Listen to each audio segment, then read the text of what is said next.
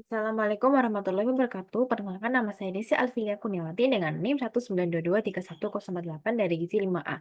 Di sini saya akan mempresentasikan hasil dari laporan praktikum analisis asupan gizi menggunakan metode dietary history. Yang pertama yaitu latar belakang. Pola konsumsi makanan berperan penting dalam menentukan susu gizi dan kesehatan, sehingga diperlukan metode penilaian diet yang valid dan reliable untuk menggambarkan asupan individu maupun populasi.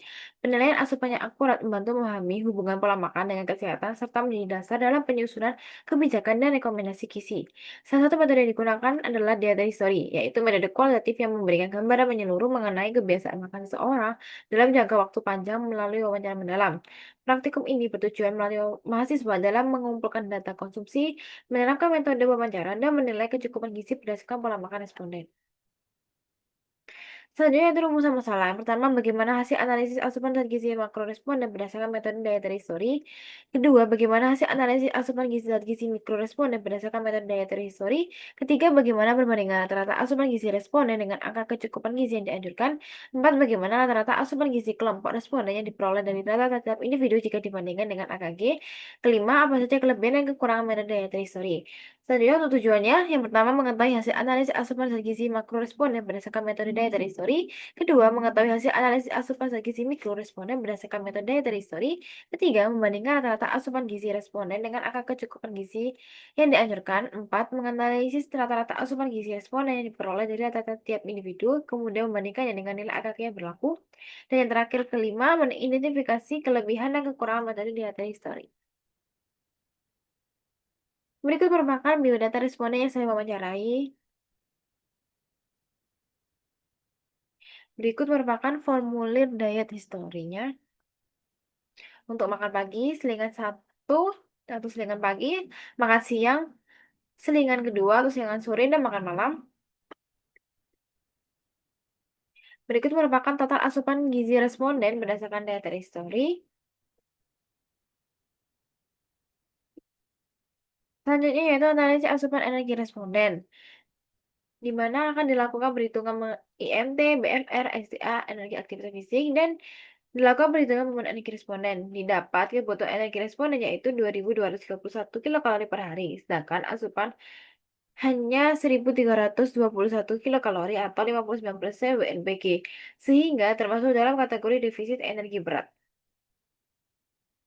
Selanjutnya yaitu analisis kandungan zat gizi makro dan mikro responden. Untuk zat gizi makronya, yang pertama untuk karbohidrat, asupan responden sebesar 133,8 gram atau 24% dari kebutuhan, di mana ini belum memenuhi. Lalu untuk protein 68,6 gram atau sekitar 12% dari kebutuhan, ini sudah memenuhi batas minimum. Untuk lemak sebesar 55,4 gram atau 22% dari kebutuhan, ini sudah memenuhi batas minimum. Lalu zat gizi mikronya sendiri, yang pertama yaitu natrium sebesar 632 miligram atau 42% dari kebutuhan. Ini belum memenuhi. Lalu untuk zat besi 8,3 miligram atau 46% dari kebutuhan. Ini juga belum memenuhi. Vitamin C sebesar 27 miligram atau 36% dari kebutuhan. Ini juga belum memenuhi. Dan yang terakhir kalsium 170 miligram atau 17% dari kebutuhan juga belum memenuhi. Berikut merupakan rata-rata asupan gizi harian kelompok.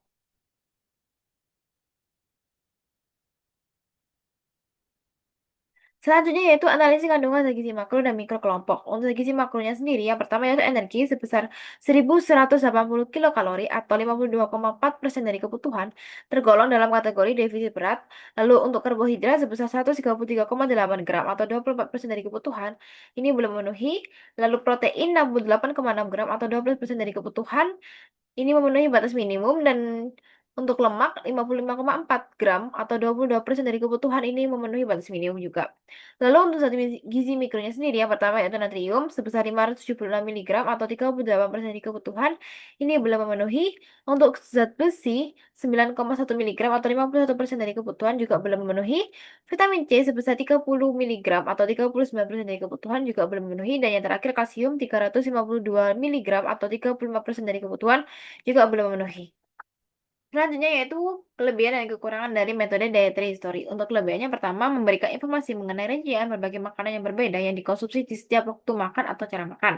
Berikutnya yaitu untuk menggali informasi mengenai asupan makanan yang biasa dilakukan seseorang, memiliki kemampuan yang lebih baik dalam menilai konsumsi pangan di masa lalu dibandingkan metode lainnya. Berikutnya yaitu penggunaan metode dietary history.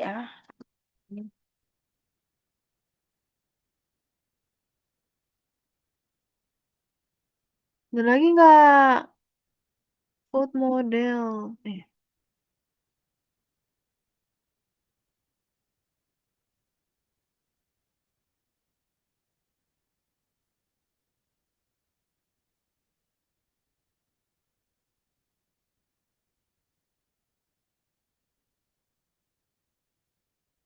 Selanjutnya itu ada kelebihan dan kekurangan dari metode dietary history. Untuk kelebihannya pertama, memberikan informasi mengenai rincian berbagai makanan yang berbeda yang dikonsumsi di setiap waktu makan atau acara makan.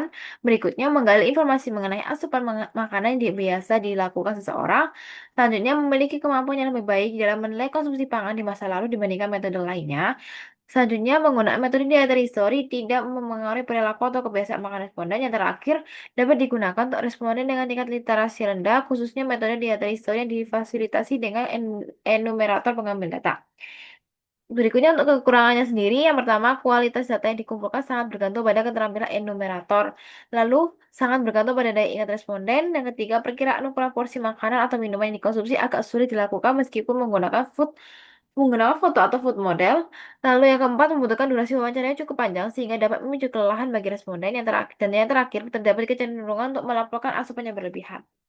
Selanjutnya yaitu kesimpulan. Hasil dari history menunjukkan bahwa individu mengalami defisit energi berat dengan pemenuhan hanya 59% dari kebutuhan dengan rendahnya asupan karbohidrat, protein, dan lemak. Kekurangan zat gizi mikro seperti zat besi, kalsium, natrium, dan vitamin C juga ditemukan sehingga berisiko menyebabkan kelelahan, anemia, dan gangguan tulang. Pada kelompok, kondisi serupa dengan pemenuhan energi hanya 52,4% serta asupan makro dan mikro yang rendah mencerminkan pola konsumsi yang kurang beragam dan belum seimbang. Selanjutnya untuk sarannya, yang pertama meningkatkan asupan energi dengan menambah porsi karbohidrat kompleks seperti nasi, kentang, dan roti gandum. Lalu yang kedua, melakukan edukasi gizi seimbang untuk meningkatkan pengetahuan tentang pentingnya pemenuhan energi dan zat gizi. Dan yang terakhir, pengumpulan data konsumsi dilakukan melalui wawancara yang lebih terarah dan fokus supaya informasi yang diperoleh lebih akurat serta dapat meminimalkan kesalahan ingatan dari responden. Sekian presentasi dari saya. Terima kasih. Wassalamualaikum warahmatullahi wabarakatuh.